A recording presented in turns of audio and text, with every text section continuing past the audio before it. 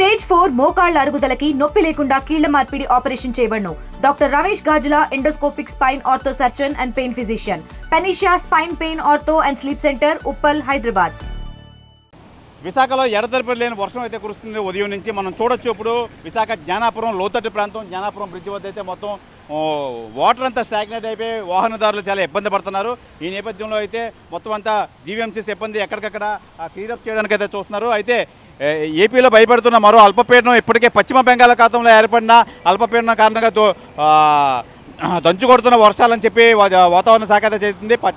మధ్య బంగాళాఖాతంలో ఏర్పడిన ఈవేళ రేపు అల్పపీడనం ఏర్పడుతుందని వాతావరణ శాఖ ఏపీలో అయితే తెలియజేస్తున్నారు. ఏపీలో వారం రోజులు భారీ నుంచి అతి భారీ వర్షాలు ప్రస్తుతం దక్షిణ ఛత్తీస్గఢ్ పరిసరాల్లో కొనసాగుతున్న ద్రోణి రానున్న 3 రోజుల్లో దంచుకొడతాయని చెప్పి వాతావరణ శాఖ ఐఎండీ అయితే హెచ్చరిస్తుంది. కోస్తా జిల్లాలో తీవ్ర ప్రభావం ఉంటుందని చెప్పి ఈ ఐఎండీ అయితే తెలియజేశారు. తీర ప్రాంతాల్లో భారీ నుంచి అతి భారీ వర్షాలు, రాయలసీమ జిల్లాలో మోస్తారు నుంచి తేలికపాటి వర్షాలు మచిలీపట్నం, కాకినాడ, విశాఖపట్నం, గంగవరం, కళింగపట్నం పోర్టులో 3వ నెంబర్ ప్రమాద హెచ్చరికలు మత్స్యకారులు వేటకు వెళ్లొద్దని చెప్పి ఆదేశాలు అయితే జారీ చేశారు. తుఫాన్ హెచ్చరిక నేపథ్యంలో ప్రభుత్వం అప్రమత్తం అయితే చేసింది. విశాఖ, శ్రీకాకుళం, విజయనగరంతో పాటు పార్వతీపురం, మన్యం, కాకినాడ, గోదావరి జిల్లాల్లో భారీ వర్షాలు అయితే కురిస్తే కడప, కర్నూలు, అనంతపురం జిల్లాల్లో అయితే తేలికపాటి నుంచి మోస్తారు వర్షాలు కురుస్తాయని చెప్పి ఐఎండీ హెచ్చరిస్తుంది. లోతట్టు ప్రాంతాల ప్రజలు సురక్షిత ప్రాంతాలు తరలింపుపై ఆరా తీస్తుంది. తీరం వెంబడి బలమైన ఈదురుగాలు వీచే అవకాశం అయితే ఉందని గంటకు 40 నుంచి 50 కిలోమీటర్ల వేగంతో ఈ వర్షాలు అయితే కురుస్తాయని చెప్పి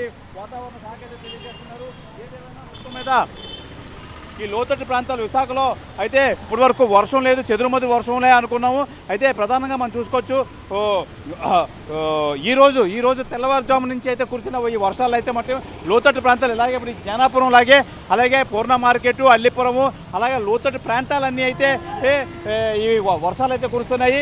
ఇప్పుడు కురిసిన నేపథ్యంలో లోతట్టు ప్రాంతాల్లో మొత్తం వాటర్ అంతా స్టాగ్నేట్ అయిపోవడం వల్ల వాహనదారులు కానీ అక్కడ నివసించే ప్రజలు కానీ చాలా ఇబ్బంది పడుతున్నారు. మనం చూడొచ్చు ఇప్పుడు ఈ ఉధృత తగ్గడంతో ఇలా ఉంది.